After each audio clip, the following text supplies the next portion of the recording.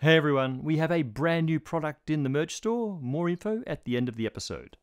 The holy grail of theoretical physics is to find the long-sought theory of quantum gravity.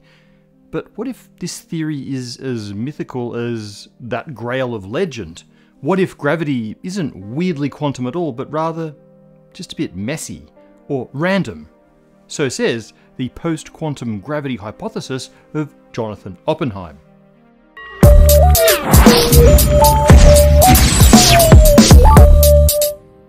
We have two great theories in physics that together appear to explain almost everything. There's general relativity, the theory of space and time and gravity and the larger scales of the universe. And there's quantum mechanics, the theory of atoms, matter and the smaller scales. These theories are each verified to astonishing precision, and yet seem to contradict each other at the most fundamental level. We've talked about these conflicts in the past and the efforts to resolve them by unifying quantum mechanics and general relativity into a single theory. We usually think of this master theory as quantum gravity, but that name hides an assumption. The assumption that the solution is to quantize gravity in order to work correctly alongside quantum mechanics. But after nearly 100 years of very smart people thinking about this, we still don't know how to make gravity quantum. Well, what if we've been going about it wrong all along? What if gravity simply isn't quantum? Today, we will ask whether it's possible to come up with a classical theory of gravity which is compatible with all the weirdness of quantum mechanics. And according to physicist Jonathan Oppenheim, the answer is basically yes.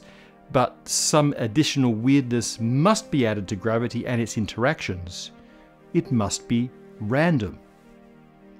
Before we get into the type of randomness that gravity needs to make such a theory work, let's discuss what happens when one naively tries to couple classical gravity, as we know it, to quantum theory. Our starting point is Einstein's famous equations of general relativity. Here we have the Einstein field equations. We have the Einstein tensor, which describes the geometry of spacetime, equaling a bunch of constants, times the stress-energy tensor, which describes the matter and energy inside that spacetime. By the way, the Einstein field equations are pluralized because these tensors are multi-part objects. It's really a set of 10 partial differential equations. But despite the name, it's okay to think of this as a single equation. It equates the geometry of spacetime with its contents. As John Archibald Wheeler put it, space tells matter how to move, matter tells space how to curve. So let's just call it the Einstein equation. The Einstein equation is a classical equation. Despite being complicated, its parts are regular numbers and vectors. For example, the stress-energy tensor has things like momentum, energy, and mass for the objects inside the universe. Well, the Einstein tensor describes a smoothly varying field with a well-defined and singular value everywhere. The Einstein equation of general relativity describes spacetime and gravity, while the rest of physics is described by quantum mechanics, represented by the Schrödinger equation. The Schrödinger equation is distinctly not classical. It does not describe precise properties of objects, but rather tracks the evolution of the wave function, the fuzzy distribution of probabilities, representing what might be observed when a measurement is made. The subjects of the Schrödinger equation, like systems of quantum particles or quantum fields, are quantized, in that they tend to jump between discrete states rather than move or vary smoothly like a classical object or field would. We tend to think that our classical macroscopic world arises as the combination of countless quantum interactions. We say that the classical behavior is a statistical limit of large numbers of quantum interactions. In that spirit, many physicists believe that general relativity and the Einstein equation are not fundamental, but rather emerge from quantum foundations. And that's understandable because we know that matter and energy are fundamentally quantum. There must therefore be quantum fields and quantum particles that somehow work together to produce the classical stress-energy tensor. Those quantum entities do all the weird quantum stuff, like existing in superpositions or being in multiple states at once and having discrete energy levels. So, the classical stress-energy tensor on the right of the Einstein equation should emerge from some quantum analog. Standard approaches to unifying quantum mechanics and general relativity have tried to make the left side of the equation quantum also, effectively to find a quantum version of the Einstein tensor representing a quantum spacetime geometry. But our long difficulty in making that work is what led Jonathan Oppenheim to ask, what if only the right side of the Einstein equation is quantum, but not the left? What if matter and energy can be quantum, but the spacetime they live in is really fundamentally classical? The challenge here is that both sides of the Einstein equation have to be the same type of mathematical object. So if the spacetime represented by the Einstein tensor is classical, then we should probably understand how a classical distribution of mass and energy defined by a classical stress-energy tensor can arise from quantum parts. Take the Earth, for example. Each of our planet's countless atoms has a bit of quantum uncertainty in its position. Each atom is in a superposition of being in multiple places at once until measured. If you were to measure one atom, its location would resolve randomly within a small range defined by the uncertainty principle. But each different possible location for that one atom gives a different stress-energy tensor for that atom, and so a different space-time geometry due to the gravitational field of the atom. So what if you try to measure the position of the entire Earth by finding, let's say, its center of mass? Think of that as measuring the position of every single atom in unison. If those positions all get defined randomly, then any significant variations cancel out. It's like flipping a coin a cajillion times. You tend to roughly end up with equal numbers of heads versus tails. In the same way, each time you measure the center of mass of the Earth, you'll get the same position, accounting for its own movement, of course. You find also the same stress-energy tensor, and so the same gravitational field each time you look. This is why the stress-energy tensor for macroscopic objects can be treated as classical. But what about describing the classical gravitational field for a truly quantum object? Let's look at two options. We can either write down all the possible stress-energy tensors for all possible locations of that object. The Einstein equation could then be used to find a whole family of possible gravitational fields for each of those. A superposition of many mass-energy distributions leading to a superposition of possible spacetimes. While the superposition part of this is a quantum phenomenon, each spacetime in the superposition is otherwise classical. For example, it is smoothly varying without discrete quantized states. Alternatively, we could say that there's just one spacetime which is somehow uniquely defined by the superposition of all of those mass-energy distributions, as though the effect of matter on the fabric of spacetime is determined by every possible configuration that quantum matter might be in. Both of these approaches are problematic. Let's start with the second one that I described, a singular spacetime shaped by the quantum superposition of mass and energy that it contains. In fact, this is historically the most successful approach to introducing quantum mechanics into general relativity. It's called semi-classical gravity, and it's how Stephen Hawking figured out that radiation leaks out of black holes. The idea is that spacetime curvature is defined by something called the expectation value of the stress-energy tensor. Now, the expectation value is just the average measurement value that you would get if you were to measure a quantum system multiple times. It better reflects the global wave function than does a single random measurement or realization of it. In our example of the Earth, we saw that the location of the center of mass doesn't depend on the quantum uncertainty of its component atoms. That's basically the same as saying that its classical stress-energy tensor is equal to the expectation value of the total quantum stress-energy tensor of all of its atoms. But consider a truly quantum object, say a quantum version of the Earth, that really could exist in a superposition in which there are two locations for its center of mass. If you were to measure the location of the quantum Earth, it would resolve as, say, left or right.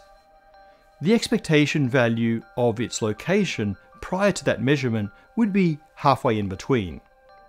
In semi-classical gravity, that in-between location defines the singular space-time geometry and defines the gravitational field. In regular classical gravity, objects like apples fall towards the center of mass. In semi-classical gravity, apples fall towards the expectation value of the center of mass. In the case of a quantum Earth in superposition, it falls halfway between our two possible locations. In fact, each version of the Earth itself should also fall towards that in-between point. For those living in one of those superpositions, unable to see the other superposition, the Earth would appear to be attracted towards nothing. Needless to say, this seems odd. Semi-classical gravity was always meant to be an approximation, valid only in specific circumstances, but this thought experiment rules it out as a consistent unification of quantum mechanics and classical general relativity. Okay, moving right along. The other option I mentioned for gravity being classical-ish is for there to be a different classical spacetime corresponding to each possible mass-energy distribution in our quantum stress-energy tensor. If our quantum Earth is in a superposition of two locations, then instead of having a single classical spacetime geometry representing the average of the two, we might have a superposition of two spacetime geometries, one for each of the two mass-energy distributions. In this case, our falling apple wouldn't fall towards the average center of mass. Instead, it would fall to one or the other possible locations randomly. This sounds more promising because now we have apparent random motion under gravity that tracks the quantum randomness in the position of the source of that gravity. But there's actually a big problem here also. This time we violate a sacred tenet of quantum mechanics, Heisenberg's uncertainty principle. The argument is due to Feynman, Aronoff, and Rohrlich, and in somewhat simplified form goes like this. We run a good old-fashioned double-slit experiment. A beam of quantum particles is shot at a pair of slits. The quantum properties of the matter allow each particle to be in a superposition of paths passing through both slits at the same time. The wave functions of the particles interfere with themselves and produce an interference pattern on the screen placed after the slits. The shape of the interference pattern tells us the wavelength of the particle's wave function, which is equivalent to knowing its momentum. But according to Heisenberg's uncertainty principle, this means we should not be able to determine the particle position. So, if we measure the interference pattern, we can't know which slit the particle went through. But what if we try to cheat by placing a test mass between the slits? When our quantum particle passes through one or the other of the slits, then it'll exert a gravitational pull on the test particle towards that slit. So the response of the test mass should identify which slit was traversed without disturbing the interference pattern, allowing us to simultaneously measure both position and momentum. This method of cheating Heisenberg only works if the gravitational field of the particle is localized and classical, i.e., the field really does have to pass through one slit or the other. And this has been taken as a solid argument for why gravity can't be truly classical, even if it's allowed to be in superposition. So far, so bad. We found that a singular classical spacetime geometry that depends on the collective quantum state of its contents doesn't behave sensibly for quantum superpositions of matter. But an otherwise classical spacetime geometry that is in superposition along with the superposition of its contents will betray information about its contents in a way that violates the uncertainty principle. But there is a way to have a singular classical spacetime that allows its quantum contents to still behave like quantum objects. The trick is to add noise, to add a type of randomness to gravity itself. In Jonathan Oppenheim's theory, which he calls postquantum gravity, we still have a singular spacetime, one gravitational field, but now it fluctuates randomly at every point, and the distribution of values of those fluctuations reflects the quantum superposition of the matter generating that field. Another way to think of it is like this. In regular general relativity, when two objects interact gravitationally, they sort of learn each other's location based on the direction of the gravitational field. It's that perfect learning of position that can violate the uncertainty principle. But in post-quantum gravity, gravitationally interacting objects don't learn precise positions, but rather a probabilistic distribution of the possible positions that depend on the position wave function of the sources of that gravity. Let's see how this works with the example of the quantum Earth in superposition. The apple starts falling generally towards the Earth, but due to the fluctuations in the gravitational field, you can't at first tell whether it's falling more left or more right. In fact, those fluctuations cause the apple to take a sort of random walk, sometimes drawn more to the left superposition, sometimes more to the right. Let's see what the Earth is doing as the apple falls. Well, in Oppenheim's theory, there's feedback between the noisiness of the gravitational field and the quantum matter that generates that field. So the quantum matter of the Earth gets its own random fluctuations. These fluctuations slowly destroy the superposition. They cause decoherence. Basically, they collapse the wave function of the quantum Earth. This causes the Earth to end up at a single location. In a sense, with every interaction between the apple and the Earth's gravitational field, the apple conducts a very gentle measurement of the Earth's position. The strength of these measurements increases as the apple gets closer to the Earth. Over the fall, Earth and apple become correlated, and the Earth's position becomes defined. If the apple fell more to the left, that's where the Earth's center of mass will end up. If to the right, then the right. This fundamental randomness also resolves the issue with the uncertainty principle when we try to use gravity to measure the path in the double-slit experiment. If the gravitational field of a particle traveling through the slits is itself noisy, then that noisiness destroys the information about which path the particle traveled, and we can no longer use the field to identify that path. Perhaps the most radical aspect of Oppenheim's idea is that it throws away determinism. It requires that this noise in the gravitational field is truly random. And perhaps the most radical consequence of that is that it allows for the destruction of quantum information.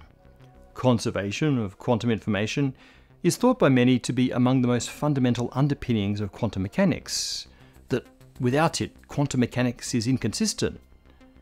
At the same time, insisting on the preservation of information led to various challenges like the black hole information paradox.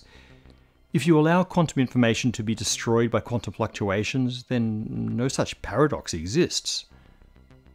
So, it seems Oppenheim's theory can describe, in a consistent way, how classical spacetime evolves with superpositions of quantum matter, and also how quantum matter itself evolves under the interaction with a classical spacetime. Post-quantum gravity isn't likely to be our final theory, and it may or may not be on the right track, but it's very interesting to see that there are still new directions to solving this century-old problem. It gives us hope that we'll eventually unify our two great theories. Will it be quantum or post-quantum gravity? As long as we figure it out, I'm cool living in either a quantized or a random spacetime. Hey everyone, just a couple of things before we go. We wanted to let you know that we have our first ever limited edition desktop and gaming mat, because gaming or simply working with your computer can feel like getting sucked into a wormhole. This 90 by 45 centimeter mat features a wormhole design. It has an anti-slip design so that when you're playing spreadsheets in space, EVE Online, you'll never miss a keystroke. There's a link in the description.